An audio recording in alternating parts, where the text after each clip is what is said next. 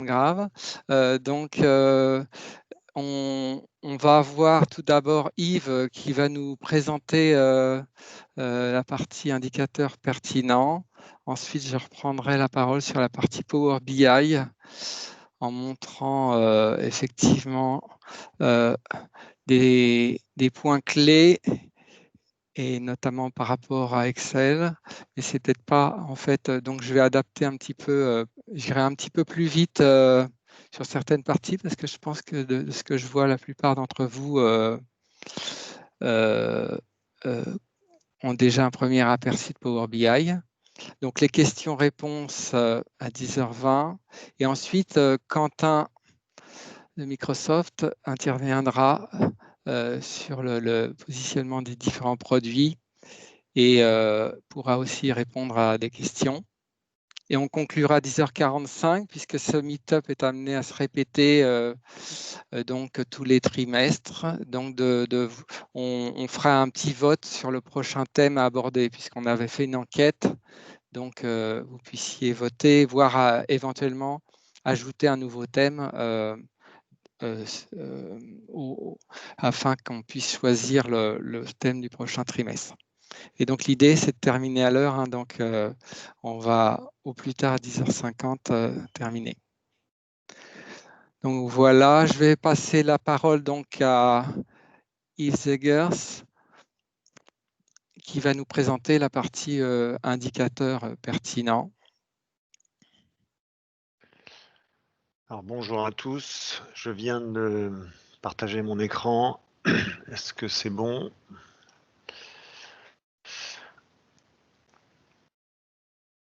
Oui, c'est bon. Didier, oui, c'est OK, très bien, parfait. Donc bonjour à tous. Donc moi je m'appelle Yves Zegers. Je fais de la prestation de services autour du management de projet sur la partie métier et sur la partie outils. Voilà, je suis aussi compétent sur les outils collaboratifs Microsoft, autres que Project Server, Project Online, et je suis certifié sur Project Online. Voilà, donc je vais vous proposer cette partie pendant 20 minutes avec 3 points, 3 axes différents. Je vais vous proposer des éléments de réflexion sur qu'est-ce qu'on peut faire avant de définir ces indicateurs. Ensuite, je parcourrai des exemples d'indicateurs par nature et voir un peu comment on peut les présenter. Et ensuite, je vous montrerai ce que j'estime être des facteurs clés de succès pour que cette démarche de mise en place d'un reporting et tableau de bord fonctionne bien, quoi. Donc, avant de définir ces indicateurs, je pense qu'il est important de faire ce qu'on pourrait appeler une espèce d'étude préalable, déjà pour définir la cible et les outils à utiliser. Donc la cible, ça va être de savoir à qui on va s'adresser. Est-ce que ce sont les... Enfin voilà, je vais vous détailler ça dans quelques instants. Ensuite, on regardera comment il est important de mieux connaître le niveau de maturité en gestion, en management de projet de l'organisation à laquelle on appartient et qui va donc mettre en place ou qui a déjà mis en place une démarche de tableau de bord et de reporting. Et ensuite, on verra qu'il est aussi important de définir ou en tout cas de prendre connaissance des objectifs de l'entreprise, enfin l'entreprise ou de la structure ou de l'entité en charge du management des projets. Donc dans un premier temps, on va parler de cibles et outils. Donc déjà, c'est de définir vers qui et comment. Donc on va définir qui va être destinataire de ce reporting, hein. Donc on va parler d'audience. L'idée, c'est que on va regarder si c'est l'équipe projet, et au-delà de l'équipe projet, le management, les autres parties prenantes, qu'elles soient internes ou externes à la structure. Donc l'idée ici, ce sera de faire la liste de toutes ces parties prenantes. Conception, qui va s'occuper de la conception des tableaux de bord, voir un peu les équipes qui seront en charge de la réalisation. Est-ce qu'il y aura une équipe centralisée? Est-ce que vous allez déléguer cette réalisation dans les différentes entités qui pourraient dépendre, enfin qui pourraient faire de la gestion de projet? Ensuite, on va regarder aussi la partie fréquence de reporting. Est-ce qu'on va faire ça au fil de l'eau? Est-ce que ça va être calé sur des réunions projet-programme? Est-ce qu'on va participer à des réunions dans le cadre de la gouvernance d'entreprise? Et donc ça va permettre de définir les outils qui vont être utilisés pour la conception et la visualisation. Donc bien évidemment, il y a Power BI, on va en parler très largement après. Il y a Excel qui reste aussi un outil qui peut permettre de répondre à certains besoins et de faire du reporting et d'avoir des tableaux de bord. L'idée, c'est qu'on va derrière regarder comment on va partager cette information, comment on va la publier. Donc ça peut être dans du SharePoint et il peut y avoir après d'autres possibilités en fonction de votre environnement et les outils que vous utilisez, quoi.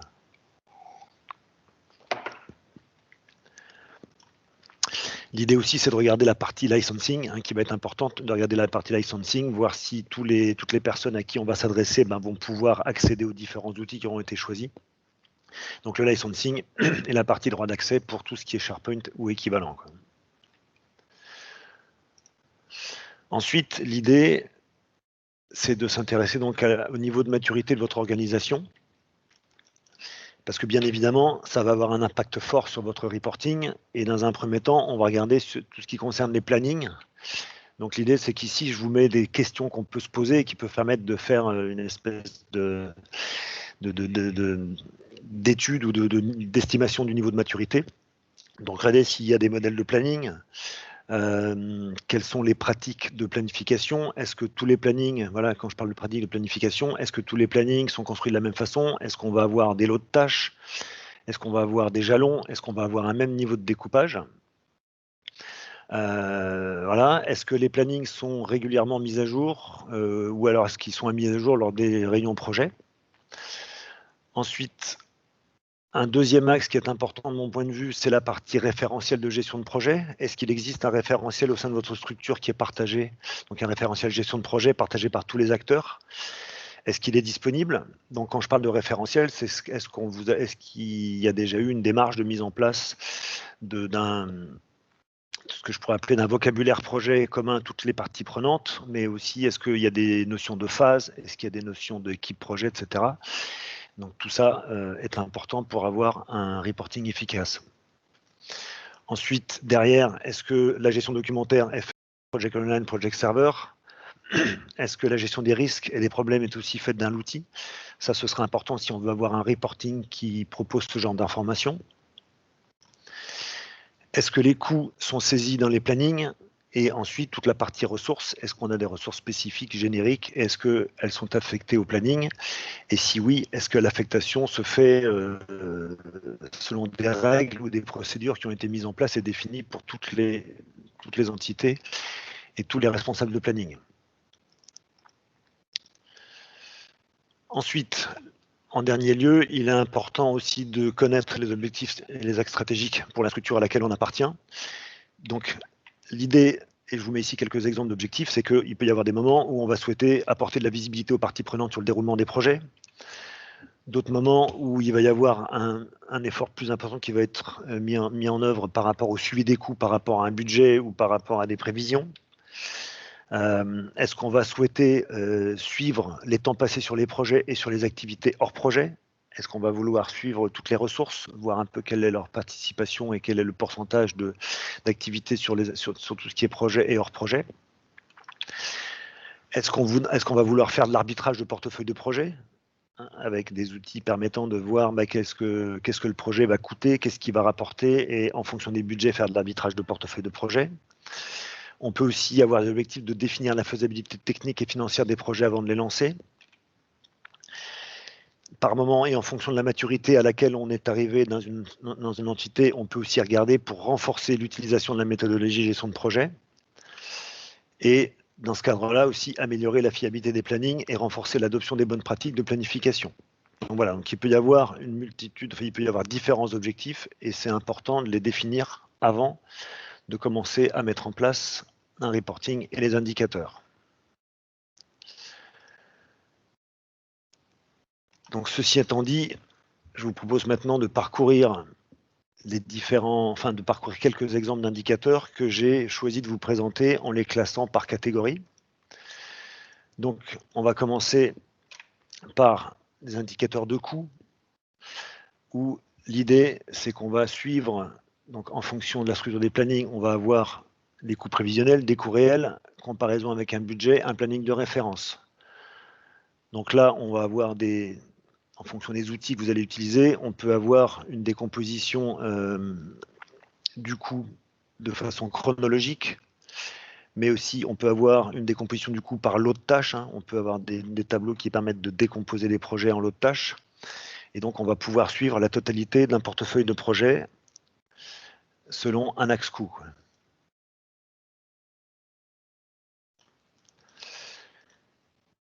Deuxième grande catégorie d'indicateurs, la partie charge. Donc là, pareil, on va avoir une charge prévisionnelle, une charge réelle, comparaison avec un budget, un planning de référence, et où on peut aussi avoir des ressources spécifiques et ou génériques. Donc là, de la même façon, on va pouvoir mettre en place des tableaux de bord qui vont permettre d'avoir une visibilité sur la charge en jour homme qui va être affectée aux ressources. Et derrière, on va pouvoir regarder quel est le travail réel et donc qu'est-ce qui reste, quel est le travail restant. On va pouvoir aussi faire des comparaisons par rapport à un budget ou par rapport à des plannings de référence.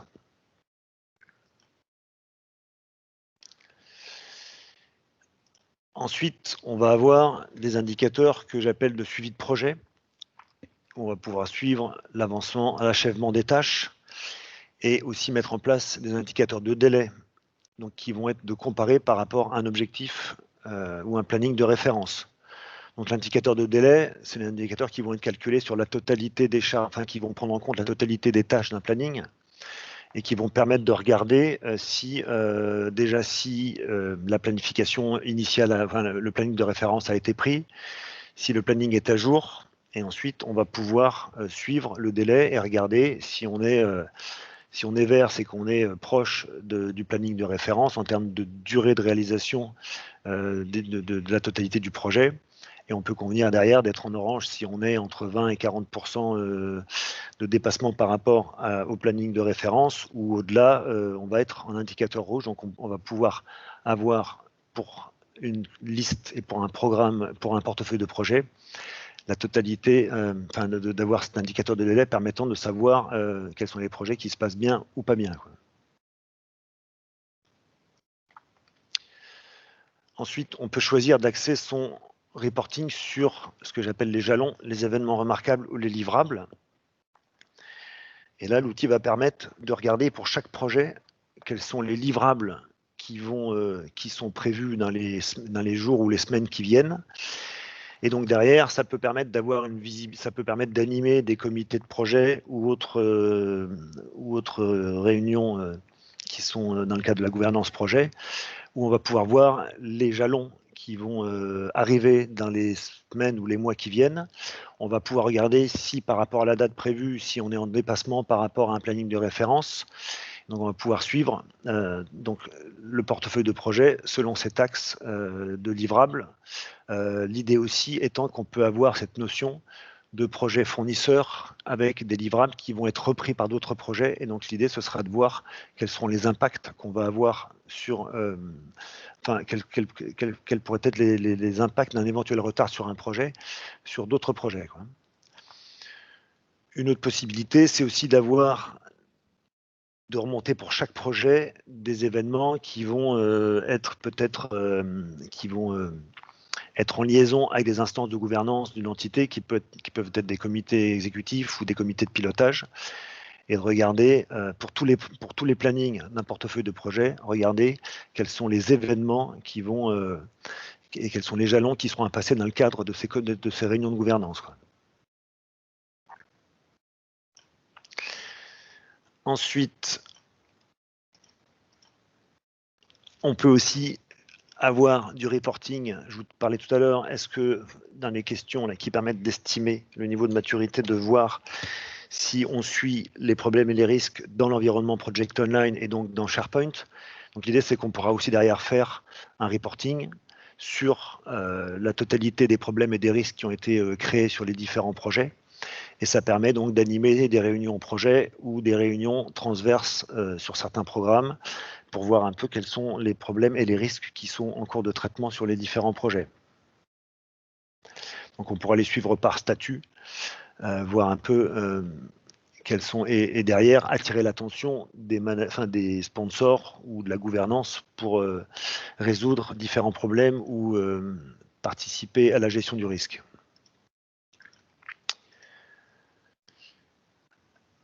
Ensuite, on peut aussi choisir, je vous parlais tout à l'heure de renforcer l'adoption d'un référentiel de gestion de projet ou d'améliorer la planification des projets.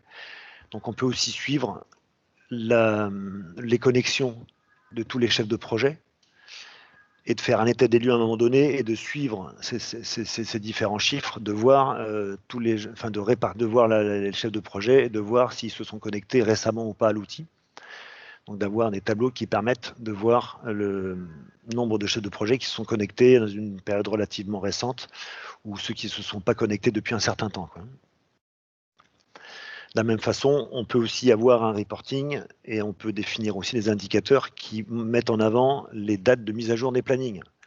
Et derrière, de mettre en place des formules ou des fonctionnalités qui permettent de définir à partir de quand il faut mettre entre guillemets en rouge un planning parce qu'il n'a pas été mis à jour. Donc de regarder quel est le délai depuis la dernière mise à jour. La gestion documentaire aussi, si elle est faite dans l'environnement Project Online, peut faire l'objet d'un reporting. L'idée, c'est qu'on peut derrière regarder le nombre de documents qui sont liés à chaque projet et faire un suivi par statut. Si jamais c'est un projet sur lequel il y a une composante importante de documentation, de spécification ou tout autre document projet, il peut être intéressant de montrer l'avancement du projet selon un axe gestion documentaire et donc de montrer la totalité des documents et voir ceux qui sont à valider ou qui sont en attente d'informations, etc. Ensuite, déclaratif, ça ce serait donc un reporting qui serait basé sur les indicateurs qui sont les indicateurs déclaratifs du chef de projet sous la forme d'une échelle relativement simple, mais pour dire est-ce que ça va ou est-ce que ça ne va pas. Et donc c'est un indicateur qui peut être rajouté à l'environnement pour permettre la communication entre le manager, le chef de projet et l'environnement de gestion de projet et la gouvernance. L'idée, c'est que tous ces indicateurs sont intéressants si on peut parler de décomposition ou drill down, hein, parce que voilà, l'idée c'est donc de pouvoir, selon les besoins et selon les indicateurs, on doit pouvoir les décomposer selon différents axes, hein, donc ça ce sera à voir en fonction des besoins, mais on parle bien évidemment d'axes chronologiques, détaillés par année, par semestre, par mois, etc.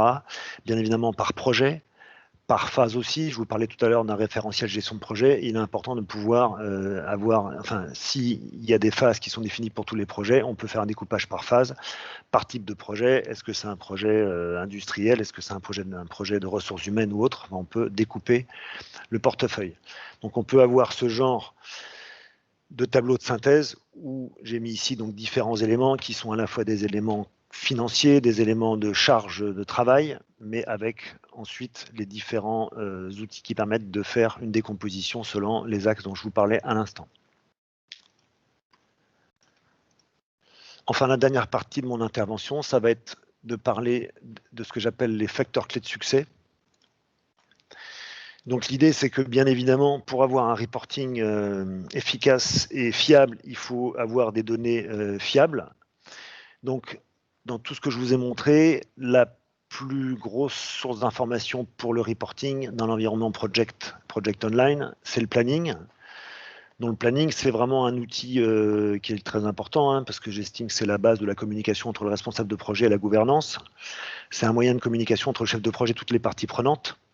Donc l'idée, c'est vraiment d'avoir des modèles de planning, de faire aussi en sorte d'adapter le type de planning ou le modèle de planning à la maturité et à la disponibilité du responsable de projet.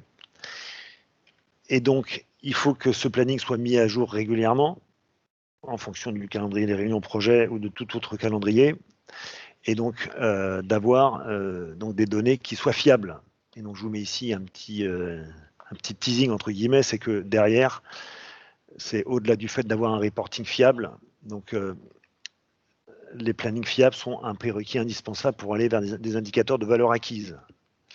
On ne rentrera pas aujourd'hui dans le détail de cette notion d'indicateur de valeur acquise, mais si jamais c'est quelque chose qui vous intéresse, vous pouvez nous en parler à la fin de la présentation et avec Didier, on organisera une session dédiée à ce sujet.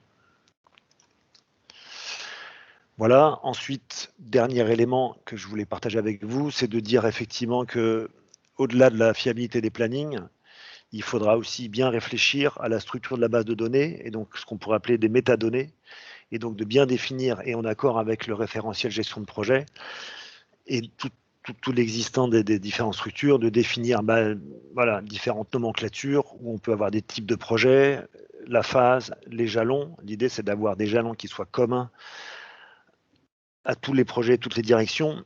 Et derrière, on peut aussi avoir une métadonnée qui serait les directions sponsors, le budget qui c'est qui va financer le projet, etc. quoi. Et donc, cette structure, ces métadonnées permettront derrière d'avoir aussi un reporting efficace et des indicateurs pertinents. Voilà pour ma partie.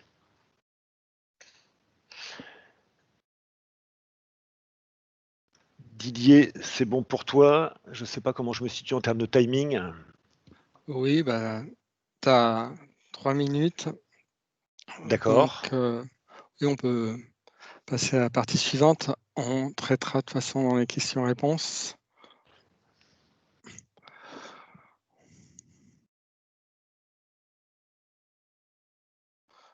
Voilà, donc moi je vais vous parler de Power BI. Là, compte tenu du tour de table, en fait, je ne vais pas trop insister sur les différences avec Excel. Mais je ferai un bref résumé et je montrerai beaucoup d'exemples à partir de nos missions.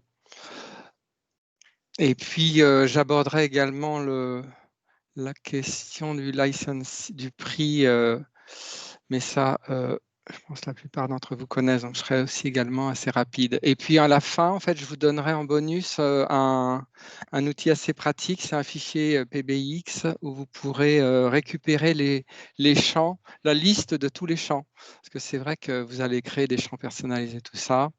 Et donc, pour ceux qui ont la chance d'avoir Project Online ou serveur, ce bonus permettra d'avoir tous les indicateurs natifs dedans. Donc, je me présente, Didier Maignan, je dirige la société Labor Conseil. Nous faisons du conseil, donc des audits. On parlait donc sur des situations particulières. Donc, on a mené des audits de gestion de portefeuille de projet ou des audits de plan de charge ou bien des audits de maturité, choses comme ça. On fait de la formation Power BI et Project, mais Power BI dans un sens lié à la gestion de projet. Et puis de l'assistance avec un système de tickets que la plupart d'entre vous connaissent, je crois, pour ceux qui sont de nos clients. Donc dans mon équipe, j'ai aussi un expert dans la valeur acquise. Donc Yves vous a proposé éventuellement donc c'est lui qui animera la session s'il y a un sujet là-dessus. Donc la valeur acquise étant une méthodologie de gestion de projet qui est assez parlante, assez visuelle, mais qui est un peu le Graal de la gestion de projet, donc qui est souvent difficile à obtenir. Et là, je pense que Gilda pourra peut-être nous en parler dans les questions-réponses sur son retour d'expérience là-dessus. D'où l'idée des rencontres. Et puis, on a également 2 experts en gestion des risques. Donc, ça peut être intéressant. Donc, souvent, c'est plutôt en fait quand même dans la partie risque industriel. Mais il nous apprend, souvent l'industrie apprend aux autres la façon de bien travailler quand on va simplifier, mais reprendre les grands principes. Tout à l'heure, Yves vous a parlé, vous a montré un exemple de tableau de bord sur les risques. Donc, c'est aussi un très bon sujet.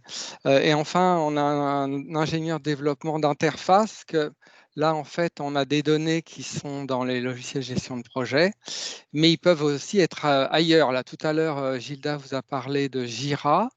Non, pas Gilda, pardon, c'était Lionel. Donc voilà, donc effectivement, c'est important que les logiciels se parlent entre eux pour que les rapports aient un sens. On y reviendra tout à l'heure. Donc, en résumé, je vais faire bref, mais la baseline de Power BI, c'est soyez clair au moment le plus opportun. Donc, je pense que c'est pas mal. C'est bien adapté puisque l'idée, c'est quand même de clarifier là où ça fait mal. Et d'ailleurs, Yves nous a parlé tout à l'heure de drill down. Donc, ça aussi l'intérêt de Power BI, c'est pouvoir après, quand il y a des problèmes sur les indicateurs, de pouvoir descendre en profondeur sur des clusters, hein, c'est un terme à la mode, pour trouver des clusters soit de projets, soit de ressources qui posent des problèmes. Donc l'idée, c'est pouvoir prendre des décisions justement plus affinées à partir d'indicateurs de niveau supérieur et de faire cette descente dans le détail. Donc les 4 piliers, c'est l'acquisition de données. Un petit aller-retour sur la diapo suivante, c'est que l'intérêt de Power BI, c'est qu'il va pouvoir communiquer nativement avec énormément d'outils qui vont être utiles sur les indicateurs dont on vous a parlé tout à l'heure. Donc, on a parlé de Jira, effectivement, de récupérer, par exemple, des tickets. Donc, savoir le temps hors projet, ça peut être intéressant d'avoir dans le tableau de bord général, d'avoir un indicateur sur le temps hors projet pour voir, par exemple, s'il y a de la maintenance corrective intensive qui mange le temps des développeurs ou des chefs de projet, et bien de le savoir, quoi, effectivement. Et puis, pour toute la partie financière, certains d'entre vous gèrent les coûts dans Project, mais ce n'est pas le cas de tout le monde. Donc, et donc, si ce n'est pas fait et pas bien fait, autant aller chercher les données dans Oracle ou dans SAP au niveau de la finance. Bien sûr, quand c'est fait dans le même outil, comme Project Online ou Server, c'est quand même plus pratique puisqu'on a un niveau de détail plus fin. Mais auquel cas, effectivement, il y a tout un plan de conduite du changement pour faire communiquer ces outils et avoir la bonne granularité sur les informations financières. Donc, ça peut être amené à discuter avec les contrôleurs de gestion pour leur faire changer certains éléments pour que les indicateurs soient utiles. Tout à l'heure, Yves vous a parlé effectivement de récupérer des indicateurs sur les documents, voir effectivement est-ce que les specs ont été, est-ce qu'elles sont prêtes, est-ce qu'elles sont validées. Donc là, la lecture de SharePoint est quand même sacrément utile. Avec un double titre au titre de SharePoint, puisque soit il peut être une source de données, ou soit au contraire, il va être une source de diffusion des rapports Power BI. Donc là, Yves a de l'expérience là-dessus. Et puis Teams, qui est le fédérateur, donc qui permet de fédérer donc cet outil de communication et donc du coup de fédérer une page Power BI à l'intérieur d'une équipe Teams et de fédérer avec une page Project Online et puis voilà, donc et effectivement avoir donc Teams étant pour moi considéré comme un outil donc plutôt de fédération et pas forcément une source de données. Donc au milieu OData, c'est le protocole commun à tout ce qui est SharePoint, Project Online, Project Server. Et pour les autres, en fait, il y a des connecteurs. Hein. Donc, que ça soit Jira, Oracle, SAP, il y aura des connecteurs. Voilà. Et pour Project for the Web, qui est le petit P au-dessus, là, qui fait partie de la famille Project, dont vous parlera certainement Quentin tout à l'heure, il est également lisible par Power BI, peut s'adresser sur des petits projets qui ne seront pas gérés dans Project Online ou Server. Donc, je vais revenir sur les piliers. Alors voilà, donc le deuxième pilier après l'acquisition de données, c'est le traitement des données brutes.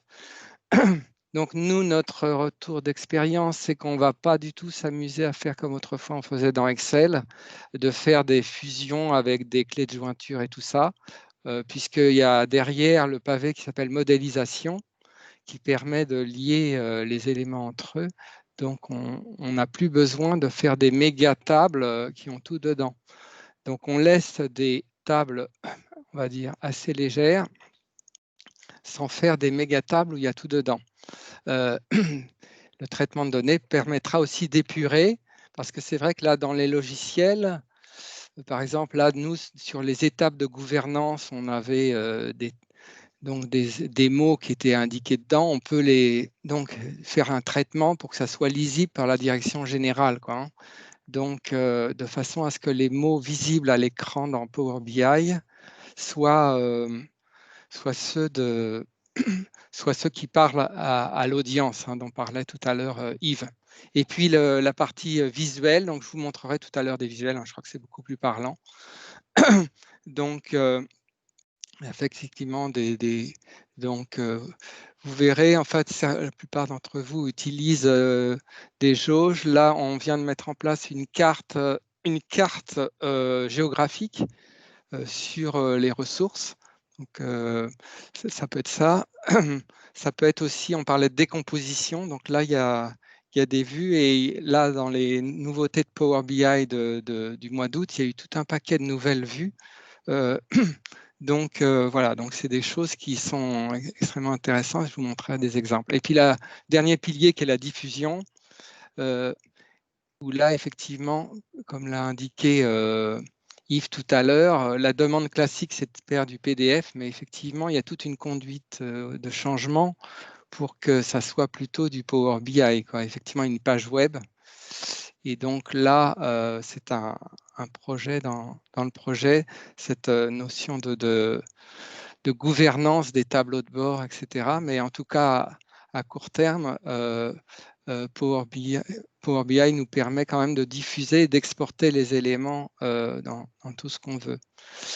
L'idée de partager des PDF dans un SharePoint, on le voit souvent.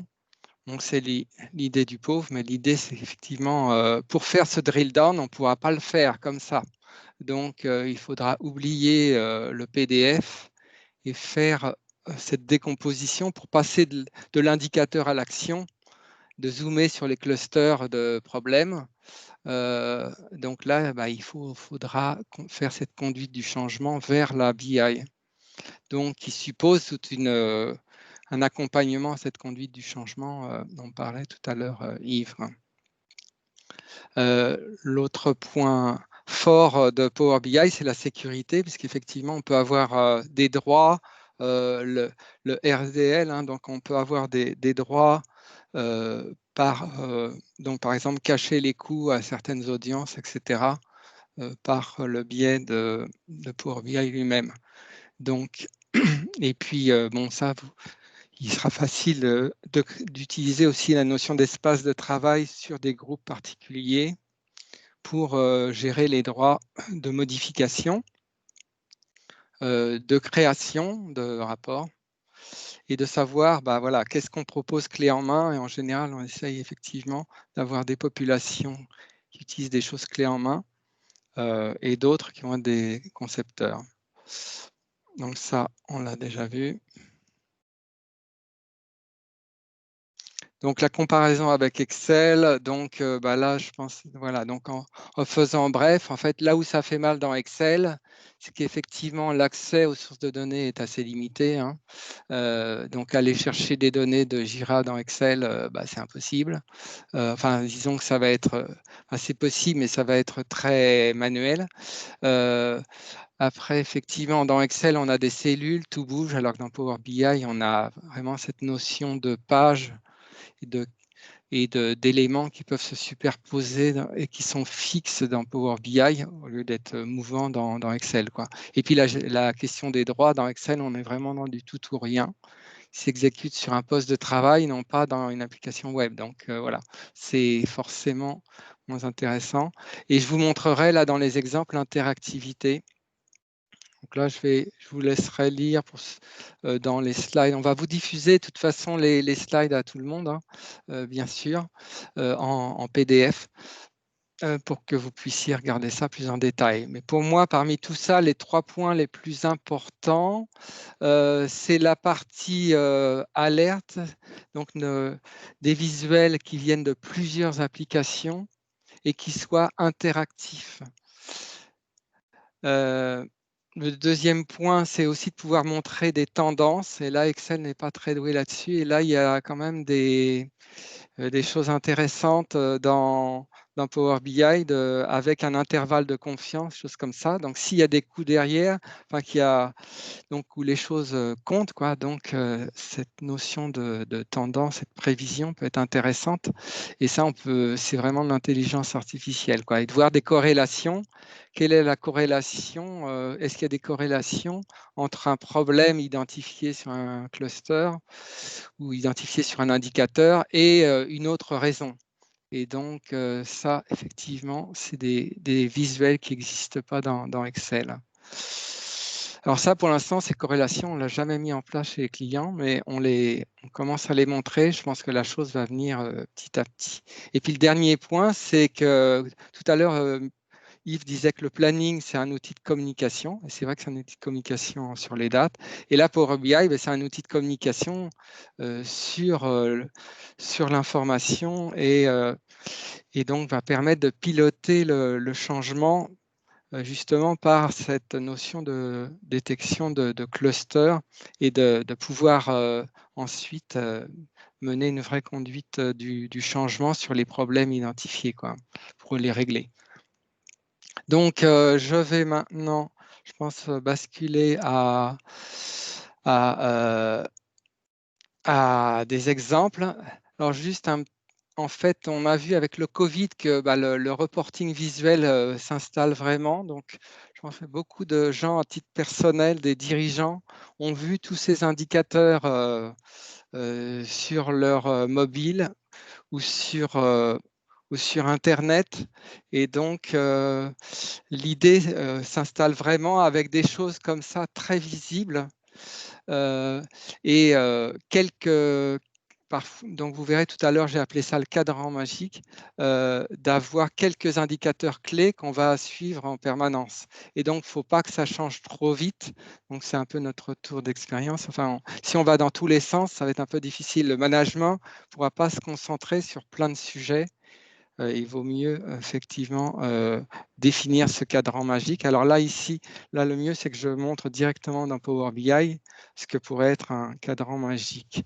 Donc, je vais dans Teams arrêter le partage sur PowerPoint et partager mon Power BI.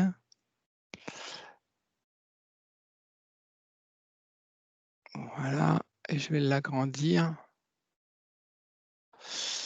Alors là, ouais. Attendez, alors il faut que je l'agrandisse d'abord. Je pourrais également partager la partie web. Là, j'ai partagé le concepteur. Alors, chez moi, ça clignote un peu. Voilà. Ouais, donc, je vais juste arrêter. Voilà, ça y est, je suis passé en plein écran et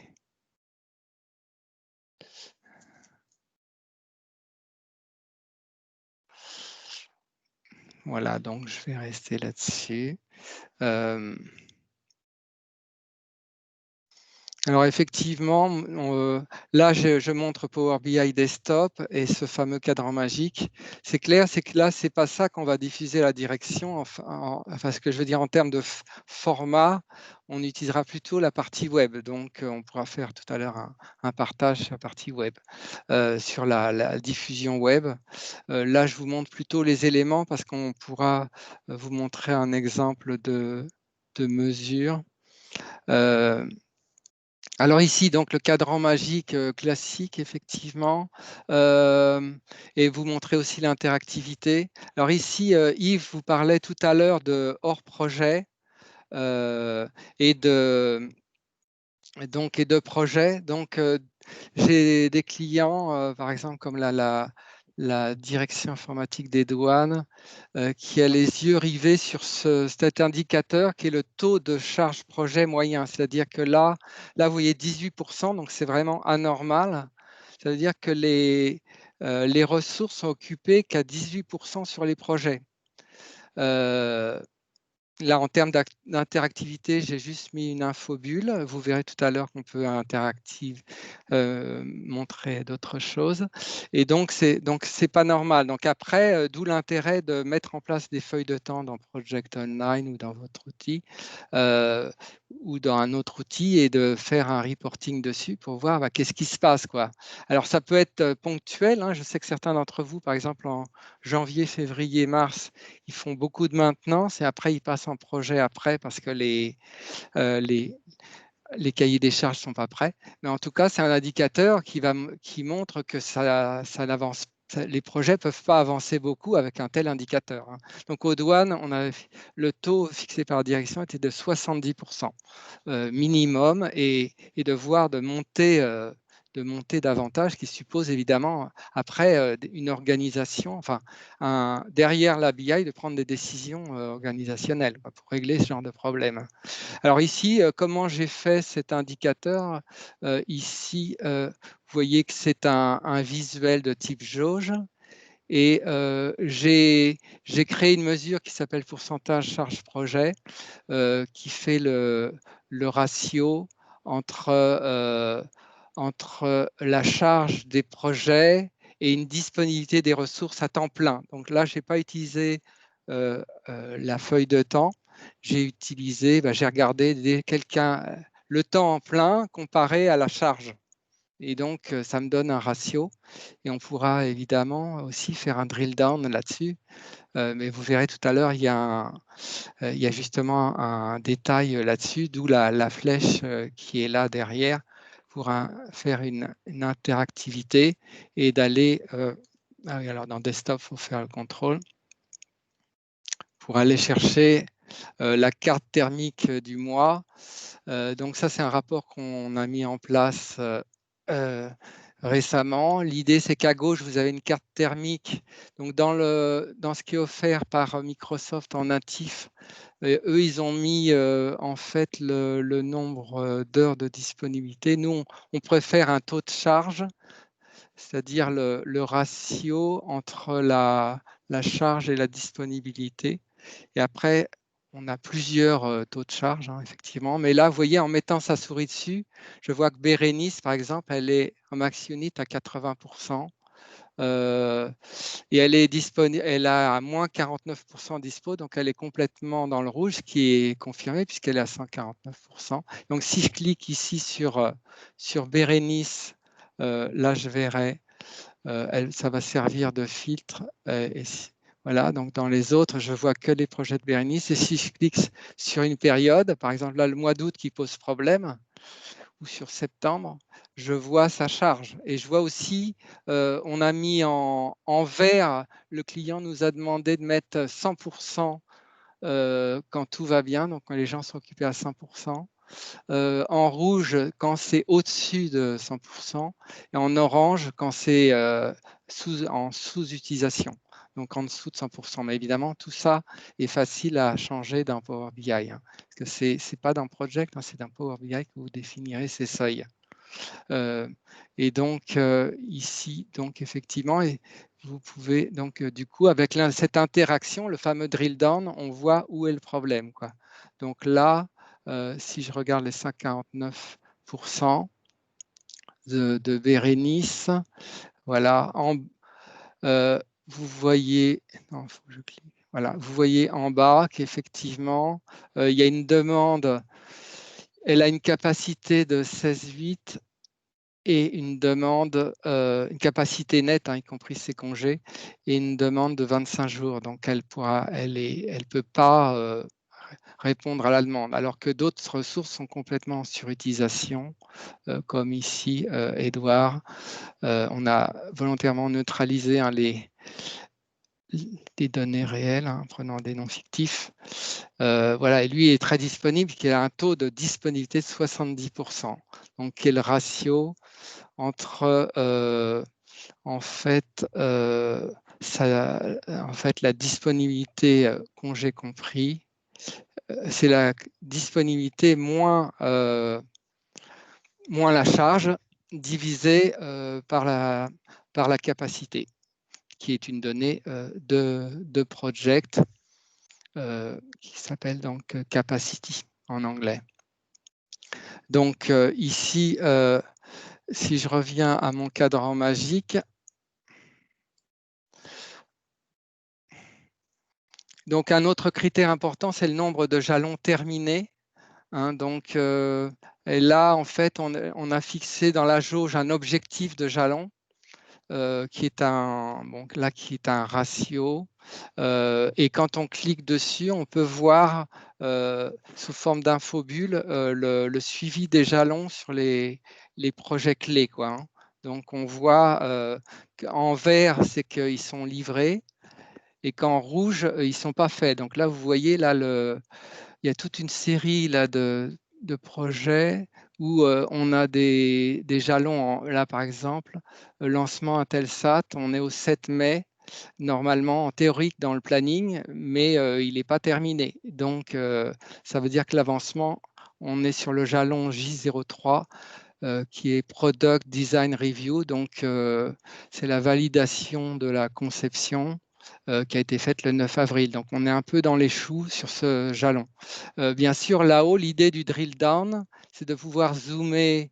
Évidemment, là, j'ai zoomé sur le portefeuille de l'année, hein, mais de pouvoir zoomer sur des ensembles de projets. Donc, dans mon retour d'expérience, une bonne pratique, c'est de faire des familles plutôt que de gérer les projets un par un. Ce management va être complètement perdu si on commence à aborder une liste à l'après-vert. Donc là, par exemple, j'ai un projet qui fédère, on peut avoir un projet qui fédère un sujet ou un autre. Et à ce moment-là, vous voyez, les données, on est interactif, ça se rafraîchit directement. Là, il y a 19 jalons terminés sur ce programme pour l'année.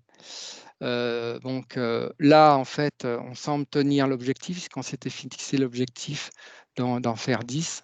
Mais voilà. Et ici, donc, ici, vous pouvez également montrer les éléments. Donc, je vais retirer ça. Vous pourrez aussi montrer les éléments généraux. Par exemple, ici, dans le reste à faire, ça c'est un indicateur très demandé également. Si je mets ma souris dessus, pardon, au milieu, et j'ai bien sûr un visuel qui correspond à ça, c'est la décomposition du reste à faire, et chaque silo représente les 3 programmes dont je viens de parler. Donc, on voit que le reste à faire est essentiellement sur le programme Vox. Donc, ça veut peut-être dire qu'il va falloir refocaliser les équipes, les développeurs, par exemple, sur ce programme, puisque les autres, c'est un peu plus mineur, quoi, effectivement. Donc voilà, donc effectivement, on peut avoir cette même décomposition par programme au niveau des coûts et d'avoir du coup une organisation par programme, ça peut être dans la conduite du changement une bonne façon pour avoir des gens qui pilotent c'est un peu aussi notre tour d'expérience, que l'organisation s'adapte à la conduite du changement qui va être prêt. Donc, si j'ai un patron pour chaque programme, c'est plus pratique que si je suis dans la théorie d'un regroupement de projets. Voilà, donc je vais passer un peu plus vite. Ici, alors là, oui. Donc là, dans ce qui est natif dans Power BI offert par Microsoft, c'est ce rapport qui est le Project Status. Donc, il faut simplement vérifier que les données vous semblent voilà, cohérentes, hein, et là, vous voyez sur le projet UV, enfin sur un projet, on va choisir, là j'ai tous mes projets, et je zoome sur un projet, donc j'ai une fiche, donc, ce qui permet au management de parcourir tous les projets d'un programme ou en général, de façon à voir quand on va faire ce drill down, d'aller zoomer sur le projet qui va mal, quoi, hein. Mais là, vous voyez les indicateurs de performance, ceux-là sont donnés dans le native Power BI. Donc, c'est donc le concepteur Microsoft qui a défini ces ratios, qui est lié à la baseline, hein, donc à la référence. Donc, là, je suis en orange, ça veut dire qu'en fait, je ne suis pas en vert, donc j'ai dépassé de 10% la référence en termes de coût, la référence en termes de charge et la référence en termes de délai. Donc, cet indicateur, bien sûr, vous pourrez changer, mais celui natif est pas mal. Après, voilà, charge à vous de l'adapter. Ici, dans les retards de délai, en fait, vous pouvez voir une vue qui est assez intéressante et qui peut être un peu déstabilisante, donc qui peut avoir un effet dans la conduite du changement, c'est de montrer la vue Trimap. Hein, quand je voyais ici, là, c'est cette visuelle Trimap qui va montrer les retards les plus gros. Donc, dans l'indicateur de délai 3, c'est que vous voyez, d'ailleurs, il y a indiqué, hein, on peut mettre une légende. Hein. Donc là, j'ai plus de 20% par rapport à la référence. Là, je suis au niveau 2, donc c'est un peu moins. Donc les plus gros, c'est ces deux-là, et de façon assez conséquente, puisqu'on a un écart sur le démarrage du projet et un écart sur la fin de projet de 733 jours. Donc c'est absolument énorme. Alors ça peut aussi mettre en avant en fait un des dysfonctionnements dans la prise de référence où la référence n'est pas bonne. Hein. Mais bon, d'où les préambules de Yves tout à l'heure, que tout ça soit bien au carré. Et dans une vue intéressante également qui n'est pas dans Excel, la décomposition délai est pas mal. C'est la vue je crois qu'elle est assez récente, arborescence de décomposition, qui va être capable d'expliquer, on parlait de drill down, qui va permettre d'expliquer un problème à la hausse ou à la baisse. Par exemple, ici, le problème, c'est que j'ai un gros écart sur la date de fin, donc finish variant, c'est le terme de project. Donc, je vais regarder les valeurs les plus élevées et il va regarder parmi tous les programmes, puisque là, dans ma décomposition, j'ai mis ça, tous les programmes. Donc là, je vois que finalement, Map, il n'y a pas un gros écart. Ceux qui n'ont pas de programme, et le plus gros impact, c'est Vox. Donc c'est là où il y a le plus d'écart. Et là, on va faire un drill down et dire, bah oui, mais dans Vox, c'est quel projet qui pose problème?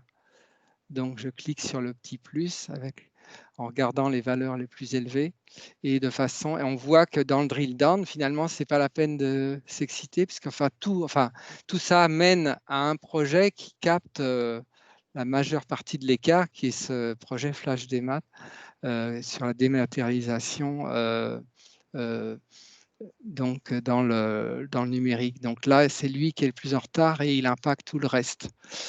Bon, évidemment, si on gère les coûts, on peut faire la même chose sur l'écart de coûts. Et là, ça va relativiser par rapport au coût du projet. Voilà, donc ici, dans notre tour d'expérience, ce rapport-là est souvent le plus demandé. Donc j'en ai parlé un peu tout à l'heure, hein, et qui suppose d'avoir normalisé les jalons. Tout à l'heure, Yves vous parlait de modèles de projet, d'avoir normalisé les jalons. Donc là, c'est un projet, donc c'est une normalisation industrielle, mais qu'on peut appliquer à l'informatique, hein, puisque j'ai le go-no-go. Ça, c'est le kick-off meeting, la date du kick-off. Ça, c'est la revue, donc Product Design Review, donc c'est la revue de conception. Là, en fait, c'est la revue de conception détaillée. Et là, ici, PQR, c'est Product Qualification Review, donc c'est la partie test. Et là, c'est la date de mise en place. Donc après, à charge à vous de chacun. Donc, on a mis, vous voyez ici dans le rapport Power BI, on a mis J01, J07 sous forme de paramètres. Donc, si vous faites appel à nous, ce rapport, il est déjà tout prêt. Il n'y a plus qu'à modifier le paramètre pour définir le J01. Il va chercher le mot, donc ça c'est Yves qui nous a fait ça. Il va chercher le mot PQR ou KOM dans tous les jalons de tous les projets. Et comme on est en base de données, on fait ça très rapidement. Bien sûr, on peut, voilà, ce qui évite tout problème, on peut avoir différentes façons donc de normaliser ça. Et alors en bas, une version intéressante aussi qui est demandée souvent, notamment chez nous dans le secteur bancaire, mais je pense à tout le monde aussi, c'est de voir, Yves vous a parlé de phase tout à l'heure et de l'eau. Là, ce qu'on voit avec ça grâce au jalon d'au-dessus, c'est qu'on voit les phases franchies, puisque finalement J03, c'est la fin de ma phase de conception. Le J06, c'est ma fin de recette. Donc, vous voyez que là, d'un coup d'œil, je vois que là, il n'a pas avancé, ce projet. Donc là, on n'a rien fait du tout, puisque là, je regarde vraiment les jalons atteints, donc ce qui est vraiment livré. Et là, je vois que celui-là, on est à la phase de validation, là, la phase de conception. Donc, le lancement est validé au niveau de la conception, mais le reste n'est pas fini. Donc, et cette notion de jalon est importante puisque du coup, on peut faire présenter ces jalons dans des projets qui soient petits, hyper détaillés ou très macro. Ben, il faut que tous ces jalons soient dedans. Il n'y en a pas beaucoup, il n'y en a que 7. Et là, je vois que par exemple, le projet UV, lui, il est quand même bien abouti. C'est le plus abouti de tous. Et évidemment, on peut faire un filtre, vous voyez ici, par programme. Là, si je prends que les programmes Néo, j'aurai le filtrage, vous voyez, il est en train de se mettre à jour, le filtrage que sur les projets du programme Néo. Donc par portefeuille, etc. Voilà. Là, vous voyez, j'ai que 2 projets dans Néo et je vois leur avancement. Donc ça permet donc d'avoir cet état des jalons. Donc je vais aller vite. Bon, après, il y a selon le niveau de maturité de la direction générale, parfois il y a des diagrammes à bulles qui peuvent plaire, ou parfois c'est beaucoup trop compliqué, ça fait peur, donc c'est vraiment adapté. Mais le diagramme à bulles, c'est qu'ici on a en vertical l'indicateur de délai et en horizontal l'indicateur coût. Donc ceux qui sont dans la fenêtre de ma matrice qui sont en haut à droite sont très mauvais en coût et en délai. Donc, il y a un dépassement des coûts et un dépassement des délais. Donc, on va se zoomer sur cela. Donc, quand on a beaucoup de projets, ben, on a plein de petites bulles. J'ai mis là, si je clique là-dessus, pour regarder, voilà, j'ai mis en détail le nom du projet. Dans l'axe des X, l'indicateur coût et l'axe des Y, l'indicateur délai. En taille, là, j'ai mis la priorité définie au niveau du portefeuille, mais j'aurais pu mettre les coûts ou la charge. Mais l'avantage, c'est que les bulles sont assez faciles à lire, elles ne sont pas microscopiques. Donc, j'aime bien, moi, mettre les priorités. Voilà. Et évidemment, même chose, vous pouvez filtrer tout ça par programme, etc. Et évidemment, le cadran, dans ce cadran, la partie basse, ça, c'est des choses dont on ne va pas s'occuper, quoi. Donc, puisque il y a un faible problème délai, enfin, aucun problème délai, on est même là, je pense, en avance. Alors là, normalement, à 0, il n'y a aucun problème. Là, par contre, il y a quand même un problème, c'est qu'il y a marqué no baseline. C'est-à-dire que si on est en négatif dans l'indicateur, c'est qu'il n'y a pas de référence. Auquel cas, on pilote à vue. Et donc ça, finalement, là, dans ma matrice, c'est une anomalie, quoi. Donc, je vais m'intéresser quand même au -1. Et par contre, tout ce qui est au milieu, là, je ne vais pas trop m'y occuper. Donc, vous voyez, en termes de management, un patron, lui, sa préoccupation, c'est de ne pas se noyer dans le détail. Donc là, ça permet de gérer, de gérer des priorités. Bon, ce n'est pas un hasard hein, si on utilise ces matrices pour la gestion des risques. Hein. Donc, ça n'existe pas en natif dans le Power BI de Microsoft. Donc ça, nous, on l'a fait. Donc, on pourra évidemment, du coup, vous faire bénéficier d'un coût réduit, puisque nous, en fait, notre coût va être beaucoup plus faible. Enfin, l'investissement sera plus faible pour nous pour l'adapter à votre cas.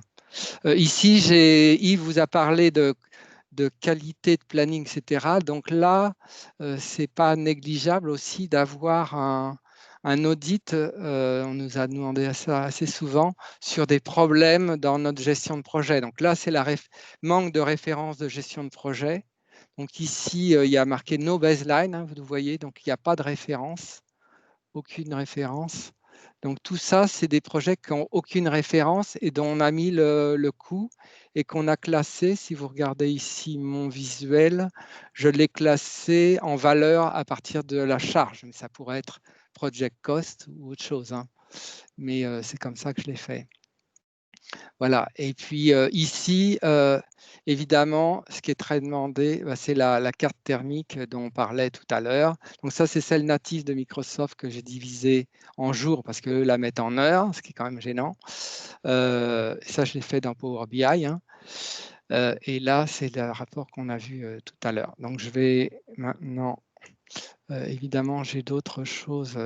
Il y a plein d'autres choses, effectivement. Alors, peut-être montrer quand même avant de basculer sur la suite, vous montrer la carte des ressources. Donc là, on l'a fait pour un client récemment qui voulait savoir où sont ces ressources disponibles pour aller utiliser des gens qui étaient disponibles, par exemple là, vous voyez à Strasbourg, et là vous voyez, alors là c'est fictif, hein, je les ai mis à Quimper, mais donc de voir effectivement comment on pourrait, donc voir, voilà, qu'est-ce qu'on, en termes d'organisation, ça permet aux patrons de se parler entre eux et de récupérer des ressources mutualisées. Et donc, on peut aller voir ensuite en cliquant dessous, je vois qui c'est. Donc là, j'ai Nicole et Edouard, hein, dans mon exemple. Là, j'ai voilà, là, j'ai des consultants externes. Et quand je clique sur l'un, ça va donner ma liste derrière, quoi. Donc ça, voilà, une petite carte, ça peut être aussi très parlant et ça a été demandé par une direction générale, hein. Donc, parce que tout ce qui est visuel, ça passe bien. Dès que c'est compliqué, par exemple ça, c'est un peu compliqué, donc ça va s'adresser plutôt à des PMO. L'intérêt de Power BI, c'est, vous voyez, de faire apparaître ce genre de ligne qui est native dans Power BI. Dans Excel, on galère pas mal à faire ce genre de choses. Et vous voyez, j'ai mis en infobule une légende, de sorte que si je mets ma souris dessus, vous voyez que le manager pourra lire un commentaire sur mon indicateur. Donc ça, c'est une bonne pratique aussi que je vous recommande. Voilà. Oui, donc j'ai passé mon temps, donc je vais passer la parole à Quentin. Donc je laisse peut-être prendre la main.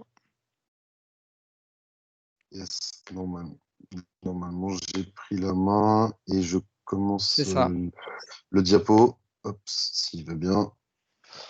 Et est-ce que vous voyez tous mon écran, c'est bon?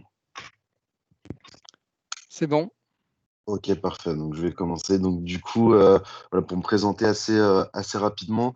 Du coup, je suis Quentin de l'Huilerie. Je suis responsable des solutions de gestion de projet, de gestion de portefeuille de projet chez Microsoft. Donc tout ce qui a trait donc du coup à la gestion de projet et notamment à project. Donc que ce soit ces déclinaisons on-premise, hein, donc comme project professional, standard, serveur ou maintenant ces déclinaisons cloud, donc avec Project Online et le dernier arrivé qui est Project for the Web. Donc pour continuer un petit peu sur la philosophie un petit peu de cet atelier, je trouvais important de faire un petit rappel d'où on en était côté Microsoft au sujet de la gestion de projet et de la stratégie qu'on avait un petit peu autour de ça et autour de nos outils. Donc je trouve que cette slide est assez parlante parce qu'elle explique bien que maintenant, Project, ce n'est plus seulement un client desktop, mais c'est vraiment devenu une marque qui regroupe plusieurs produits en son sein. Donc, on a toute la partie on-premise sur laquelle vous avez pu travailler peut-être par le passé, hein, donc qui se compose donc de Project Standard et Project Professional, donc qui sont des outils desktop et donc des outils standalone, hein, donc qui sont plutôt destinés à un usage individuel de la solution. Et lorsqu'on souhaite aller un petit peu plus loin et mettre en place une réelle collaboration autour de ces outils-là, on va avoir tendance à s'orienter vers Project Server ou vers Project Online, hein, qui est la déclinaison cloud de Project Server. Donc j'ai bien noté que certains d'entre vous utilisaient déjà la partie project. Donc, du coup, vous êtes déjà un petit peu au courant des possibilités qu'offre cette solution. Et donc, plus récemment, à peu près depuis avril de cette année, est maintenant disponible pour les clients français un nouvel outil de planification et de gestion de projet donc, qui s'appelle Project for the Web, sur lequel je vais revenir sur la prochaine slide. Donc, ce qui est bien important de comprendre, voilà, c'est vraiment que Project devient une marque avec d'un côté ces solutions on-premise, ces solutions dites standalone, donc à usage individuel que sont Project Professional et Project Standard, sa déclinaison serveur pour accroître la collaboration. Donc, c'est tout ça dans le spectre d'une version on-premise. Après, si on s'oriente plutôt sur une partie cloud, on va avoir du coup Project Online et Project for the Web, donc qui sont deux outils vraiment différents. Donc, afin de bien comprendre le positionnement de Project for the Web, voilà, je voulais vous exposer cette slide-là où on comprend bien les différents outils à utiliser en fonction des différents besoins en termes de gestion de projet, de gestion de portefeuille de projet. Donc, si je commence par le plus simple, entre guillemets, donc qui est Planner, donc que vous pouvez peut-être déjà utiliser, donc qui est plutôt considéré comme un outil de gestion de tâches collaboratives.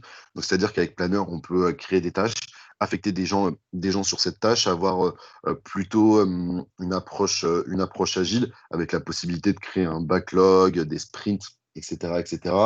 Et on reste vraiment dans un niveau, on va dire, de niveau 1 de gestion de projet où on reste vraiment au niveau de la tâche. On n'a pas de diagramme de Gantt, on n'a pas la possibilité de lier les tâches entre elles et on n'aura jamais la possibilité de le faire dans Planner. C'est vraiment pas le but. L'objectif, c'est que ça reste vraiment un outil très simple à utiliser et voilà, plutôt pour faire de la gestion de tâches en équipe. Avec Project Online, donc de l'autre côté de la slide, on avait une solution donc très complète et très mature, donc qui permettait voilà, de couvrir à peu près l'ensemble des thématiques de la gestion de projet, hein, donc que ça aille de la gestion opérationnelle d'un projet, donc au travers du client desktop, hein, donc la planification, la création de projet, l'affectation des ressources, etc. Et puis, on a rajouté une brique collaborative avec le client web, donc qui permet de consolider l'ensemble des projets en portefeuille, qui permet d'analyser la charge capacitaire des ressources. Enfin, vraiment une solution très mature qui permet également de faire de l'analyse de portefeuille, de la gestion d'opportunités avec tout un processus d'analyse de projets entrants, sélectionner les bons projets. Enfin, voilà, avec cette solution-là, on a vraiment une solution très mature, très avancée en termes de gestion de projet. Et ce qui nous manquait pendant ces dernières années, c'était cet entre-deux entre Planner, donc qui est du coup très simple et très limité, hein, qui s'occupe de la gestion de tâches, et puis Project Online, qui était un outil assez avancé et qui allait assez loin en termes de gestion de projet. Donc, c'est pour ça que voilà, depuis avril est disponible Project for the Web. Et donc, Project for the Web vient vraiment se positionner entre les deux. C'est-à-dire qu'on va garder le côté intuitif, facile à utiliser de Planner, mais on vient l'enrichir avec une capacité supplémentaire en termes de gestion de projet, de planification, d'affectation des ressources, etc. Donc Project for the Web, va être un outil assez simple à utiliser, donc pour des projets, on va dire, de type intermédiaire et à destination de personnes qu'on a qualifiées comme chefs de projet occasionnels, c'est-à-dire des personnes qui vont avoir besoin de travailler en mode projet, mais qui n'ont pas forcément la maturité d'aller sur Project Online ou qui ont peut-être besoin d'aller un petit peu plus loin que ce qui est disponible dans Planner. Et donc, cette nouvelle solution, donc c'est une solution full web, on n'a plus cette distinction entre client web et client desktop, hein. On a uniquement un outil de planification web qui offre trois vues différentes. Donc, on a une vue grille donc qui se rapproche voilà, d'un outil de planification. On a une vue plutôt tableau, Kanban et agile. Et puis, on a une vue également plutôt Gantt. Donc, avec encore une fois sur la gauche de l'écran, cette partie grille. Comme je le disais, c'est un outil qui est très intuitif, sur lequel on peut agir directement. Par exemple, on peut agir sur le Gantt, pardon, décaler les tâches directement sur le Gantt, ajuster les tâches sur le Gantt, etc., etc. Et donc, cet outil-là, cette nouvelle solution, a vraiment pour objectif de s'intégrer avec la suite Office 365. Donc, comme Didier en a parlé avant, avec Project for the Web, vous avez accès à des rapports Power BI donc, qui sont fournis avec la licence. Donc, vous avez juste à connecter l'instance Project for the Web avec ces rapports Power BI, donc pour que vous ayez déjà accès à 10 rapports Power BI sur étagère sans avoir besoin de créer les vôtres. Project for the Web va également être intégré avec Teams. Et donc, dans ce cadre-là, on aura la possibilité pour chacune des équipes qui ajoutent un planning Project for the Web à Teams d'avoir une notion de personnes qui vont être des viewers, donc qui auront accès au projet sans pouvoir les modifier. Mais ça permet encore une fois d'accroître la collaboration au travers de Teams, qui est vraiment donc, du coup le hub de collaboration de Microsoft. Et le dernier point, c'est que Project for the Web, contrairement à Project Online, Project for the Web est bâti sur la nouvelle plateforme de Microsoft qui s'appelle le Common Data Services, et donc qui est la même plateforme que Power Apps, Power BI et Power Automate ou Flow. Et donc, du coup, ça va nous permettre d'accroître encore les interactions entre Power Apps, donc une application pour créer des applications très facilement, et puis Power BI. Donc voilà un petit peu la philosophie qu'a Microsoft, c'est-à-dire de vraiment proposer trois solutions différentes en fonction de la maturité des utilisateurs. Si je suis un utilisateur qui a juste besoin de voir les tâches que j'ai à accomplir au sein de mon équipe, bah, on va plutôt utiliser Planner. Si j'ai besoin de créer des projets, de suivre ces tâches, créer des dépendances et avoir un premier niveau de planification et de gestion de projet, je vais plutôt utiliser Project for the Web. Et si j'ai des besoins avancés, notamment des besoins de consolidation de projet, portefeuille de projet et voilà, analyse de portefeuille, gestion de nouvelles opportunités, là, on va plutôt s'orienter sur Project Online. Mais je trouvais ça intéressant de reprendre un petit peu et donc de couvrir l'ensemble des solutions que propose Microsoft en termes de gestion de projet. Juste une dernière slide pour finir et bien insister sur Project for the Web. L'objectif de cette solution, c'est vraiment de permettre aux équipes de travailler comme elles le souhaitent. C'est-à-dire que si j'ai des équipes qui préfèrent travailler en mode agile, bah, c'est possible dans Project for the Web avec cette vue Kanban ou tableau. Et puis si j'ai des équipes qui préfèrent travailler de façon un petit peu plus traditionnelle avec un Gantt, c'est également possible. Et tout ça est lié directement sur un seul projet. Et l'interaction entre ces trois différentes vues se fait vraiment très simplement. Et encore une fois, tout ça dans le but de donner au management les résultats qu'ils attendent et donc de donner au management une visibilité immédiate sur les projets. Donc, soit au travers de Project for the Web directement et de la consultation des projets de Project for the Web, soit au travers des rapports Power BI qui sont disponibles également avec les licences Project for the Web.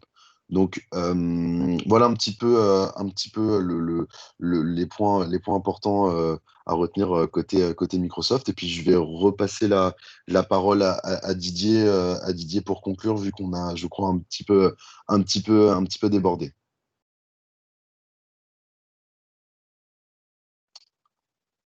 Voilà. Donc, si vous avez des questions, hein, que ce soit sur la partie Power BI, que ce soit sur la partie un petit peu stratégique et le positionnement de Microsoft, n'hésitez pas à prendre la parole ou à échanger sur certains sujets. on est là pour répondre à vos questions. Voilà, donc parfait. Merci Quentin. Donc maintenant est venue l'heure des questions-réponses. Là, on a un bon quart d'heure devant nous. En fait, l'idée aussi, c'est non seulement les questions-réponses, mais aussi comme on a fait part pendant le tour de table, un retour d'expérience des uns et des autres sur cette notion d'indicateur et de Power BI par rapport à la gestion de projet. Alors, j'ai pas vu beaucoup de questions dans le fil dans le chat. Je pense notamment à peut-être Gilda peut peut-être donner peut-être un premier retour sur cette expérience. Je sais qu'à une époque, il y a peut-être 2 ans, vous aviez fait un essai sur la partie valeur acquise. Ça peut être intéressant aussi d'en faire part aux autres. Alors, Et puis aussi sur des choses plus positives et des choses qui pourraient être intéressantes pour les autres. Alors la valeur acquise, on l'a mis en suspens parce qu'en fait, c'était un consultant externe qui avait fortement insisté pour qu'on la mette en place. Et on l'a mise en place 6 mois après le démarrage sur Project. Et on n'était pas prêt en fait. Il y a 2 points qui sont importants. C'est la maturité des chefs de projet dans la planification. Donc nous, on avait presque 40 personnes qui ont été formées et qui étaient sur Project, qui n'avaient pas le même degré de prise en main de l'outil. Et le deuxième, là, qui a été souligné par Yves, c'est la qualité des données. Et on s'est rendu compte au bout de quelques mois que on avait des plannings qui ne vivaient plus parce que les projets étaient suspendus ou arrêtés et qui continuaient à avoir du reste à faire positionné sur des ressources. Et tout ça rendait nos tableaux de bord non fiables. Et donc, on a fait une grosse opération et on a des rapports maintenant qu'on sort chaque semaine. Et on a déjà nettoyé notre portefeuille projet. On a 130 projets actifs. À l'époque, on en avait 200. Et sur ces 130 projets, on regarde effectivement, comme le précisait Yves, les plannings qui ont été publiés dans les 15 derniers jours, entre 15 et 30 jours et plus de 30 jours. Et donc, on se base sur la date de publication. Et pour vérifier que le pilotage a été bien fait et que ce n'est pas seulement une publication, juste cliquer sur un bouton, on met en regard le reste à faire dans le passé. Et donc, ce tableau de bord, il est attendu chaque mercredi par les responsables parce qu'ils voient par service le nombre de plannings qui ont été mis à jour et s'il y a un reste à faire dans le passé. Et donc, ça nous a permis de voir au départ que des plannings étaient mis à jour et on avait des centaines de jours de reste à faire dans le passé. Donc, ça nous a permis de refaire une piqûre de rappel, de reformer certains chefs de projet, de donner les bonnes pratiques en termes de routine de pilotage à faire. Et ça nous a permis maintenant d'avoir des rapports beaucoup plus fiables. Donc la valeur acquise est en suspens, mais peut-être qu'on redémarrera, mais dans quelques mois. Très bien, merci. D'autres feedbacks?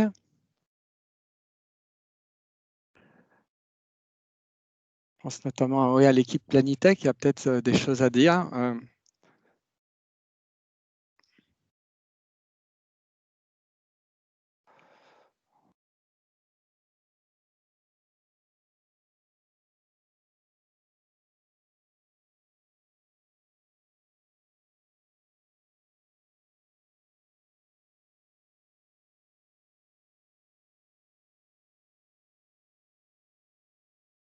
Moi, ce n'était pas particulièrement un feedback, mais c'était une question à propos de la publication de Power BI. Quand on utilise la publication sur le web, est-ce que les indicateurs sont accessibles à tous ou uniquement aux membres de l'organisation à laquelle on les a partagés sur SharePoint, uniquement aux personnes à qui on les a partagés? Eh bien, ça, justement, la notion de... Donc, on va pouvoir justement segmenter les populations et définir à qui on va les diffuser, quoi. Effectivement, on peut aussi donc là, c'est un choix de stratégie, quoi, hein, le rendre accessible à tous. ou pas. C'est donc dans la sécurité et donc dans la sécurité, donc elle est gérée dans la partie web. C'est vrai que si vous utilisez du desktop, vous ne le voyez pas trop cette partie-là. Dans le desktop, on ne gère que on peut préparer en fait une sécurité supplémentaire, de dire en fait de bloquer l'accès sur certaines données à partir de donc ce qu'on appelle le RDL. Donc vous regarderez ça sur Internet, permet d'affiner, mais de point de vue par rapport à votre question, c'est dans la partie web que ça va se passer. Vous pourrez définir des rôles dans la publication au niveau de l'espace de travail, ou bien de publier comme une application, et vous avez cette notion de rôle qui va apparaître. Donc, du coup, vous pouvez effectivement mettre le curseur où vous voulez et mettre des gens dans des rôles. Donc, certains pourront accéder à tous, d'autres à rien du tout, en fonction de leur rôle, au sens Power BI.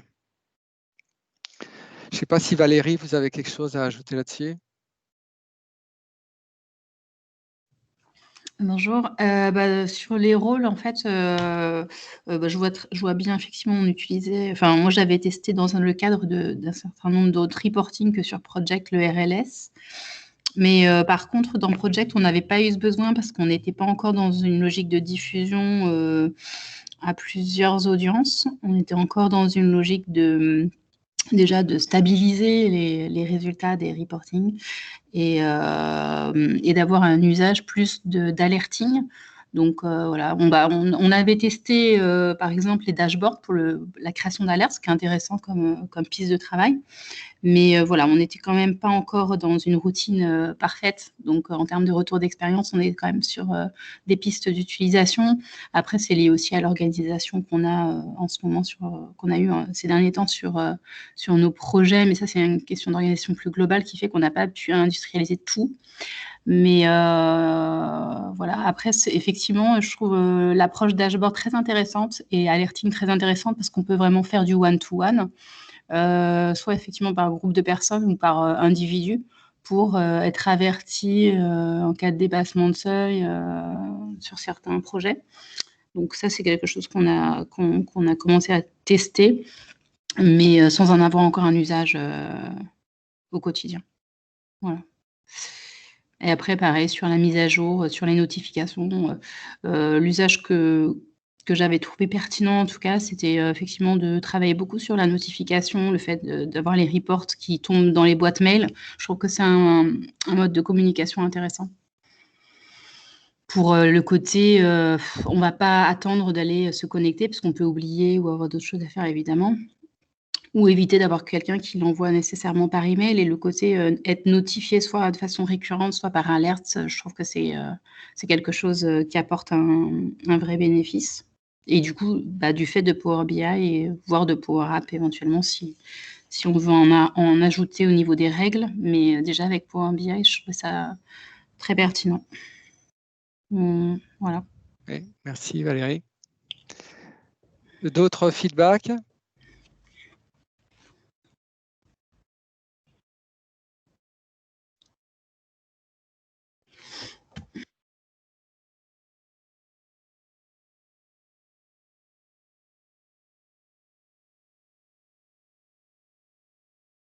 Je laisse volontairement un silence parce que souvent le silence appelle, la réponse.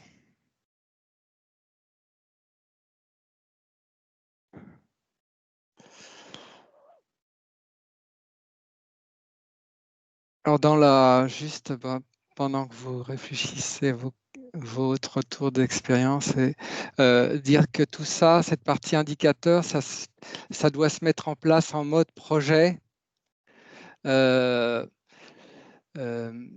C'est-à-dire qu'effectivement, on voit bien qu'il y a une dimension organisationnelle, une dimension de qualité de données, etc. Donc, c'est mettre en place des indicateurs. C'est pas juste faire un beau rapport comme j'ai fait tout à l'heure et de le mettre en ligne. Dans la partie, et donc une étude préalable est vraiment indispensable pour faire un audit un peu de la situation et des points qui font mal et d'interroger donc les membres de la direction et puis d'interroger aussi d'autres personnes au niveau de la base. Donc effectivement, ça c'est un PMO aussi qui peut le faire, hein, pas forcément nous. Et donc, et puis de voir aussi les freins à la conduite de changement et de gérer cette partie là-dedans par une notion de pilote, hein, effectivement. Donc, vous réalisez votre rapport après l'étude préalable. Vous arrivez, donc j'ai noté, hein, il faut construire des indicateurs, tableau de bord, un guide utilisateur directement dans le Power BI, hein, sans passer par quelque chose d'extérieur. Et puis derrière ça, il faut vraiment faire un pilote pour voir comment c'est reçu. Parce que nous, ce qu'on a vu dans les pilotes, c'est qu'effectivement, après, il y a des gens qui ne comprennent pas très bien. Enfin, on n'a pas forcément été assez pertinent ou on a oublié des choses. Donc, et puis techniquement, il y a aussi un point fort, un point important, pardon, c'est la notion de cahier de recettes. C'est-à-dire que nous-mêmes, quand on diffuse un rapport, en fait, il faut définir une liste des exigences pour être sûr qu'on n'ait rien et de définir des cas exemples pour voir si les rapports sont justes, hein. On disait tout à l'heure, effectivement, qu'il y avait, Gilda parlait de reste à faire dans le passé ou autre, ou d'anomalies. Mais en tout cas, et de voir si les tableaux de bord sont vraiment justes avant de les déployer après dans la phase d'après, quoi. Faire les ajustements. Et après, on peut vraiment faire la conduite du changement parce que c'est une vraie révolution quelque part, hein. Ça va changer. Il y a comme Yves disait, hein, il y a des gens qui disent moi, je consacre à la technique 90% de son temps et en fait, c'est pas un bon raisonnement, quoi. Effectivement, il y a une partie de communication, d'analyse. En fait, on ne fait pas que de la technique quand on est chef de projet. Dans cette conduite du changement, c'est un vaste sujet dont parlait justement Valérie à l'instant, hein. Il faut vraiment l'adapter à la situation présente de l'entreprise. Donc, on peut commencer petit. La plupart de nos clients commencent petit, effectivement, avec un pilote, avant de déployer ça trop large. D'autres retours d'expérience ou questions, que ce soit sur Power BI, hein, il n'y a pas de souci. On est là pour ça. De toute façon, en termes de timing, oui, de toute façon, en termes de timing, alors je vais passer à la diapo suivante parce que c'est vrai qu'on avait dit 10h50. Donc ça, on l'a vu. Oui, de voter sur le prochain sujet, le prochain thème. Donc, dans l'enquête qu'on a menée, on a eu alors on était très surpris. Le thème numéro 1, c'était numéro 2, hein, derrière les indicateurs, c'était la gestion interprojet avec cette notion de lien mou. Donc, c'est des choses, on a effectivement des choses à dire parce que nous, on a mis en place les livrables, la notion de livrable natif. Et plus récemment, on a mis en place, suite à notre expérience chez Liber, on a mis en place un automate plus performant et qui court-circuite pas mal de complexité pour pour faire des choses beaucoup plus simples. Et puis le deuxième sujet, autre que les liens interprojets, qui est la notion de bonne pratique de gestion de ressources. Donc, parler de simulation, qu'est-ce qu'on peut faire en natif en termes de simulation, qu'est-ce qu'on peut faire dans Power BI, et puis les règles de la granularité, comment gérer une granularité optimale. Donc ça avait été proposé également par Yves. Donc, et bien sûr, là, je vous propose deux thèmes volontairement, puisque c'était les deux notes. On avait 3,7 sur 5 hein, sur les deux thèmes. Bon, bien sûr, vous pouvez ajouter un nouveau thème hein, dans la conversation. On va laisser aussi sur le Meetup le vote, de façon à ce que, voilà, donc, il y a un maximum de monde qui soit présent sur le thème proposé. Donc l'idée, c'est que dans le chat, vous mettiez le numéro 1, le numéro 2, ou bien un nouveau thème à aborder lors du meet-up. Et puis, si vous voulez discuter entre vous, en fait, n'hésitez pas à laisser dans le chat votre intérêt. Donc, je vous laisse procéder au vote.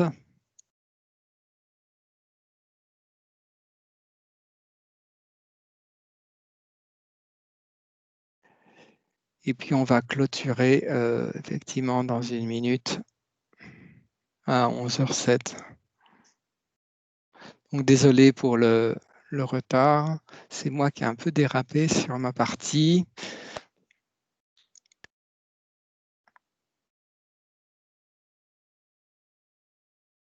Donc, Nicole, je vous propose d'arrêter l'enregistrement.